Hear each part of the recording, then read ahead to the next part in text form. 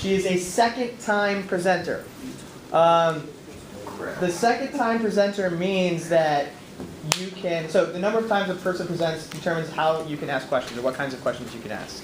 So if you have any clarification questions, you can ask them. You can also ask questions that kind of like large, broad picture questions that may not specifically be covered in her presentation here. If she doesn't know the answer, she'll just say she doesn't know. But you're not limited to specifically what she's presented. I know that she's extremely confident and not nervous at all. She's going to do a great job. Sydney Stein, folks.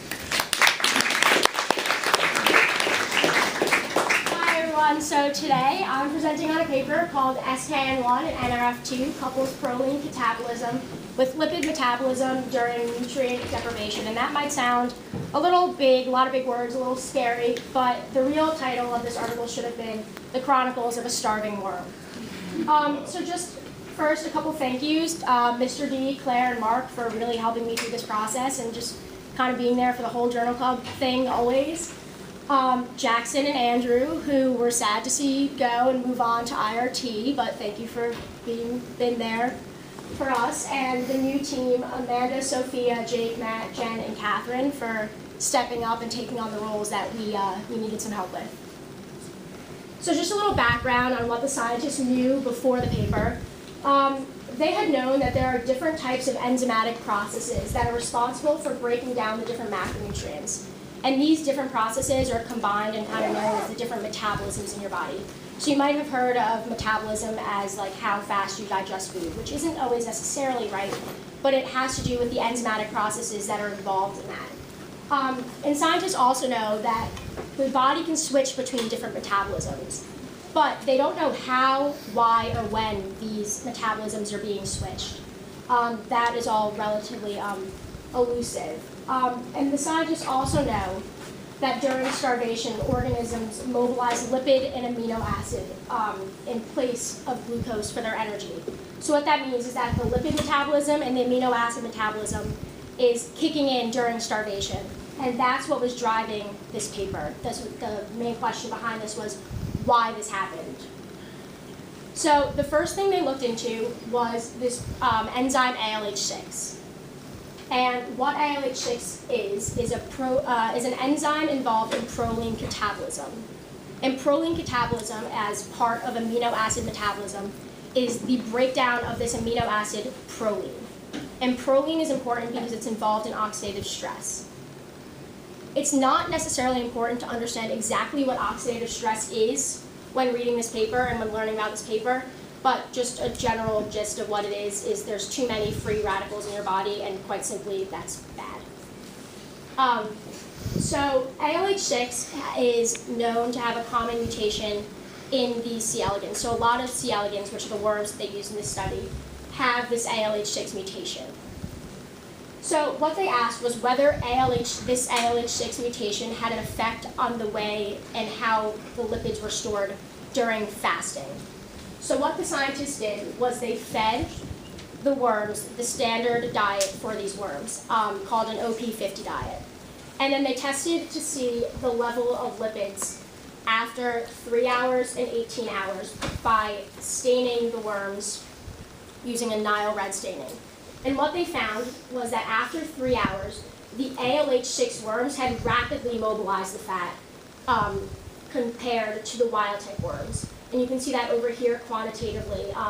You can see that the relative intensity of the lipid depletion was significantly faster than the wild-type worms.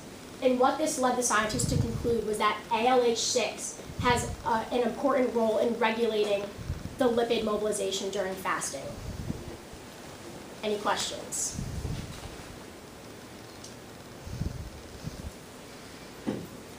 So the next thing they looked at was the lipid metabolism side of this. And they have known in the past that that during starvation, lipids are mobilized through this pathway called the fatty acid oxidation, or FAO pathway. And what that is simply is just the degradation of these lipids to be used as energy. So what they looked for, they did the same testing as before. They fed them the OP50 diet, and then after 3 hours, they looked for the level of the relative expression of these lipids, of the FAO enzymes. And what they found was that after a mere 3 hours, the level of expression of these enzymes was significantly upregulated. So in the ALH6 mutant worms. So what this means is that in the ALH6 mutant worms, they had higher levels of the enzymes that make lipid metabolism go, that degrade these lipids for energy. So what this led the scientists to conclude was that FAO is what regulates these lipids, and ALH6 is what regulates FAO. So a little side thing they did was they tested to see whether or not this phenomenon, this ALH6 regulating the FAO, was diet dependent. And what they did was they fed the worms a different diet, which is just another standard diet of the C. elegans. And they had found that and if you look here, you can see it a little better. When the ALH6 mutant worms were fasted on this diet, they found that there was not a significant depletion of these lipids in the ALH6 worms compared to the wild-type mutant worms. The wild-type worms. That was a little confusing, sorry. So what happened was, in both the ALH6 worms and the wild-type worms, they were depleting their lipids at around the same pace. Does that make sense? So what the scientists were able to conclude from this was that ALH6 only regulates FAO with certain diet, when the worms have had certain diets before. So this phenomenon is diet dependent. And they didn't mention any future studies they could do on this, but they could potentially look into the future, like what different ways and what different metabolisms work and how they work under different diets. So back to before, the scientists knew that they had something, but they knew they had the beginning and the end. ALH6 regulates FAO, but they didn't know this middle step. And in past studies, they have found that there's this transcription factor called SKN1. And SKN1 is involved in oxidative stress only under fasted conditions. And also, interestingly enough, they found that in the past, SKN1, when activated with a gain-of-function mutation, it actually causes a state of permanent starvation in these worms. So they decided to look into this transcription factor. And what they did was, again, fed the worms the OP50 diet, and just to keep things regular. And what they did was they looked for the expression of the SKN1 GFP reporter. And what a GFP reporter is, it's this little glow-in-the-dark tag that they attach to the DNA of SKN1 so that it's, when it's transcribed, it basically glows in the dark now. And that's how they were able to trace this, this transcription factor gene. And what they found was that in the fasted ALH6 mutant worms, the SKN1 GFP reporter was highly activated, indicating that SKN1 was highly activated. As compared to either fed or even wild-type worms, SKN1 was not activated during fasting. And what this led the scientists to believe was that ALH6 actually regulates SKN1. But this wasn't the whole story. They needed to find that link between SKN1 and lipid metabolism. So what they did was they created a loss-of-function mutation in the SKN1. And you can see it pretty well here. When there was a loss-of-function SKN1 mutation, when the worms were fasted, they did not significantly deplete their lipid stores. They depleted them around the same level as here, while the ALH6 had quickly depleted their lipid stores, as we know from before. The SKN1 mutant worms did not, indicating to the scientists that, hey, SKN1 does regulate FAO. This actually is this middle step, which was really important to them because they had now found one of the first significant links between two different metabolisms and why it works, which is really important in the science world because this has really not been known before. But they weren't done yet. Does anyone have any questions so far? Somebody's got to have a question. Yeah? What is the difference between metabolism and catabolism? Metabolism is more of, Mr. D, correct me if I'm wrong, I think that metabolism is more of a blanket statement, which involves anabolism and catabolism. And anabolism is the building of macronutrients, and catabolism is the breakdown of macronutrients. Yes? Any other questions? Okay, so the scientists, Back there. oh, I'm sorry, yeah? What exactly is STM1? Maybe I missed it. But It's a transcription factor that has a documented role in oxidative stress under starved conditions. do we know what it upregulates? What is the trigger? Well, Regulates, I guess? I'm not sure what it was documented as before, but after this study, after they found this, they found that it actually regulates FAO enzymes, the expression of them during fasting. Can you go over what FAO enzymes are again, please? FAO enzymes are this group of enzymes that is involved in lipid metabolism. So it's involved in the breakdown of the lipids during starvation when the body needs energy. So it breaks down these lipids to create energy for the body. Any other questions? Yes? So you may have explained this before, but what is the difference between your fed worms and your fasted ones? How did they become fasted? They didn't feed them. Is there a time period? They did it, unless it was otherwise indicated, it was after they tested the worms after 3 hours of starvation. Here they tested them both after 3 hours and 18 hours, but the rest of them are all after 3 hours. You're welcome. Yes? What's the lifespan of C. elegans in like, so, I'm sorry, can you repeat the beginning? yes, is it significant that 3 hours is the fasting time? I'm Like, not. Is that a long time? for I'm this? not sure. I'm sorry. They didn't mention that. Some other questions? Okay. So the scientists, after they found this, they were like, "This is really cool, but let's do something else too." And they decided to look into whether SKN1 has an effect on the stored lipids, depending on a diet. So what they did was they fed the worms either the OP50 diet or a high carbohydrate diet, an HCD they called it, which was OP50 plus 2% glucose, which the human equivalent would be today's Western diet, and that doesn't mean Mexican food or like Texas food. That means like today's American and European diet. And what they found was that after these worms had been fed, that the wild type worms on the OP50 plus 2% glucose diet, so the high carbohydrate diet, they found that they had gained about 250% more stored intestinal lipids than the wild type worms on the regular OP50 diet. But surprisingly, when the worms had a gain of function SKN1 mutation, the worms did not gain any significantly more intestinal lipids on the high carbohydrate diet than they did on the regular diet, which indicates to the scientists that these worms have this constituently activated transcription factor that allows them to have the adaptive capacity to deal with these dietary insults and to not let them affect them in the way that they store their lipids. Does that make sense?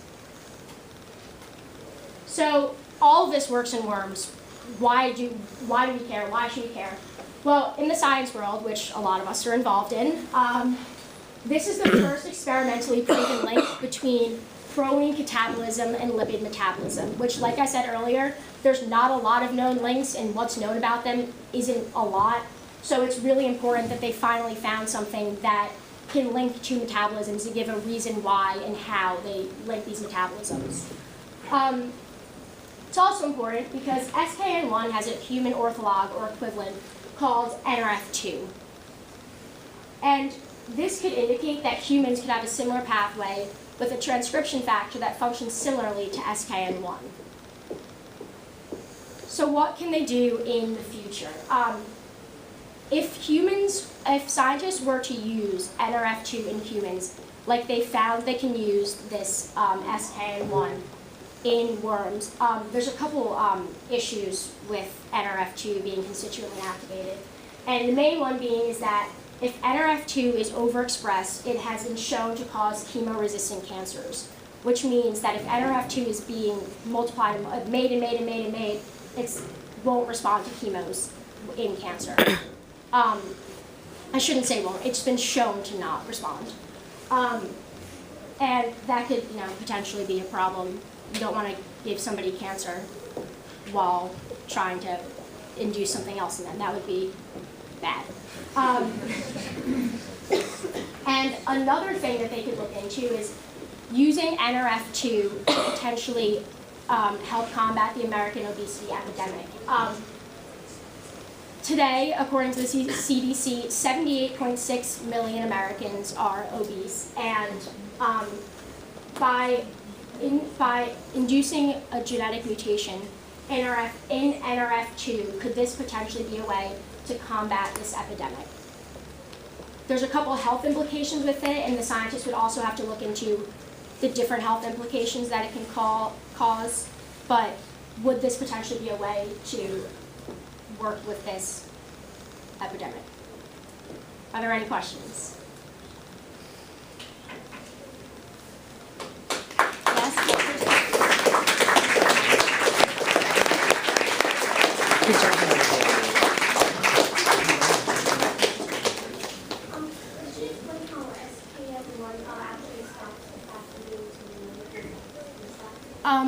They didn't necessarily explain how, I don't believe.